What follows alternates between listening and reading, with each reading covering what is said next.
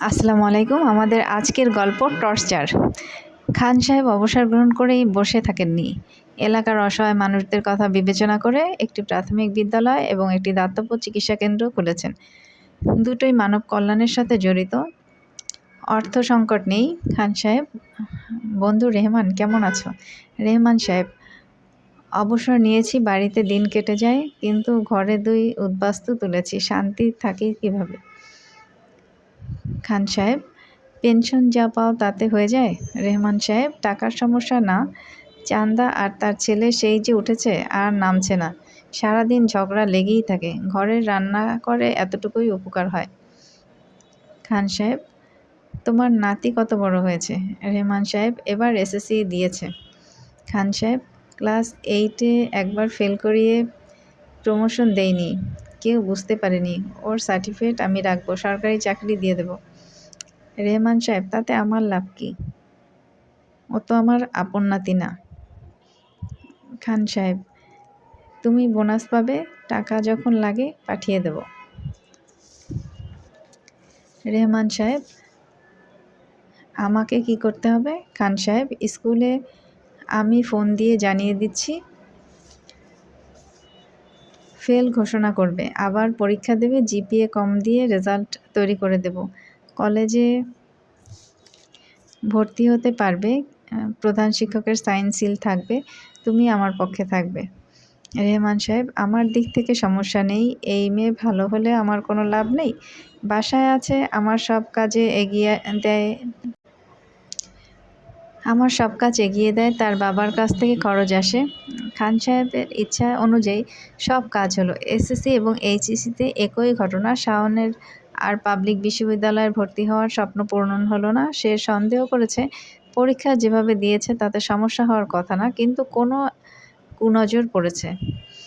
শাওন কিভাবে জিপিএ এত কম এলো বুঝতে পারছি না, জাতীয় বিশ্ববিদ্যালয়ে ভর্তি হতে পারবো কিনা পারবো ভাবিনি। রেহমান সাহেব, তোর জিপিএ এত কম, পাবলিকের চিন্তা করিস কিভাবে?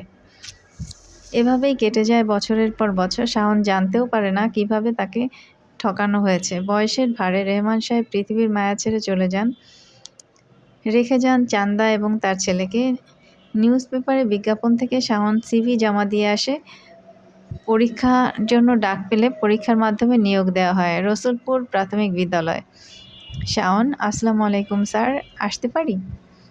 খান সাহেব, হ্যাঁ। শাওন, আজ আমার জয়েন করার কথা ছিল। খান সাহেব, ক্লাসে চলে যান, পরে কথা হবে। শাওন, ওকে, থ্যাংক ইউ স্যার। খান সাহেব অফিস সহকারীকে ডেকে বলে, মেয়েটি ছোট দেখেছি, বড় হয়েছে, এবার খেলা জমবে, সিভিতে যে সার্টিফিকেট দেয়া আছে তা সরিয়ে আমার কাছে সংরক্ষিত সার্টিফিকেট সেখানে রেখে দিতে হবে। সহকারী তার নির্দেশ ফলো করে এর মধ্যে অফিস কক্ষে প্রবেশ করে সহকারী শিক্ষিকা জোছনা। জোছনা, স্যার আসবো? খান সাহেব, জোছনা, আমার কাছে আসবে এর জন্য অনুমতি লাগে? এই মুহূর্তে রুমের দরজা বন্ধ করে দেওয়া হয়, বাহিরের দরজার সামনে টানিয়ে দেওয়া হয় প্রবেশ নিষেধ। খান সাহেব একান্তে বিশেষ সময় কাটাতে পছন্দ করেন, জোছনার সাথে তার আন্তরঙ্গতার কমতি নেই। খান সাহেব, তোমার মেয়েকে আমার দাতব্য চিকিৎসালয় কেন্দ্রে পাঠিয়ে দাও, আমার কাছে ট্রেনিং নেবে, সরকারি চাকরি দেব।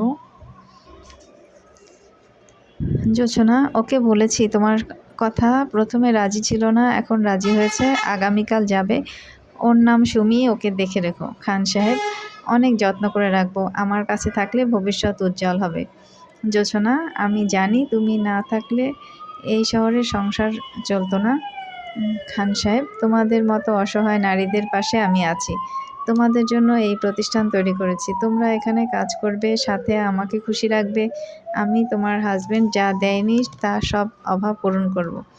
বিকালে ফ্রি আছি, ফ্রি থাকলে এসো, একসাথে সময় কাটাবো। শাওনের দিকে খেয়াল রেখো, অবিবাহিত, অর্থনৈতিক সমস্যা আছে, আমাকে সময় দিলে ওকেও সরকারি চাকরি দেব, সার্টিফিকেট জমা রেখেছি। কয়েক মাস জোছনা শাওনের সাথে কাজ করে বুঝতে পারে চরিত্র এবং কাজের ব্যাপারে সে আপোস করবে না। জোছনার মেয়ে সুমির সাথেও খান সাহেবের প্রেমের জমে ক্ষীর। খান সাহেব, মজনু, ব্যাংকে যাও, আমার অ্যাকাউন্টে ৫ লক্ষ টাকা জমা আছে। গতকাল দল থেকে পাঠিয়েছে ৭০,০০০ টাকা তুলে আনবে, বাকি টাকা আমার পারিশ্রমিক, আমি এখানে সিওই। মজনু: ঠিক আছে স্যার।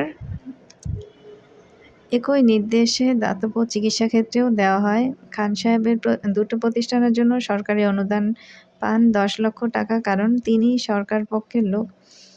২ লক্ষ টাকা খরচ হলেও তার ৮ লক্ষ টাকা লাভ জমা থাকে।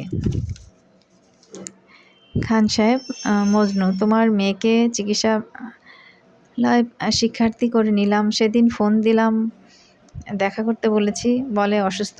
আমার সাথে দেখা করবে, পড়ার খরচ দেব, যা লাগবে সব দেব। মজনু: স্যার, আসলেই সে অসুস্থ। খান সাহেব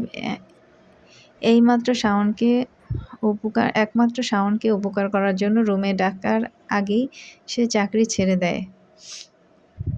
মুখে কিছু বলেনি। এসব তাদের ব্যক্তিগত ব্যাপার। খান সাহেব যাদের সহযোগিতা করেন তারা সবাই তার প্রেমিকা।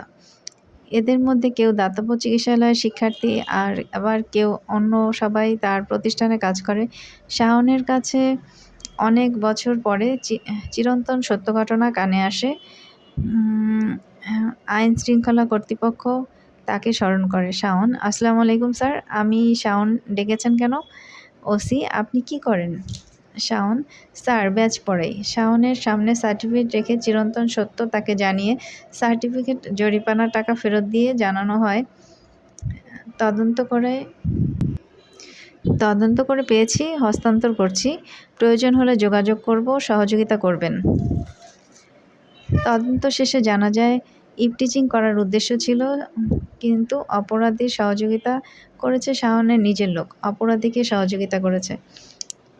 আপনার বাড়ি থেকে ছোট বাচ্চা ইভটিজিং হতে পারে, সুতরাং সবাইকে বিশ্বাস করে বাচ্চা ছাড়বেন না এবং সবার সাথে একসাথে একই ঘরে থাকার মানসিকতা পরিবর্তন করবেন। অসংখ্য ধন্যবাদ। আশা করি আপনাদের ভালো লাগবে। লাইক, কমেন্ট করবেন।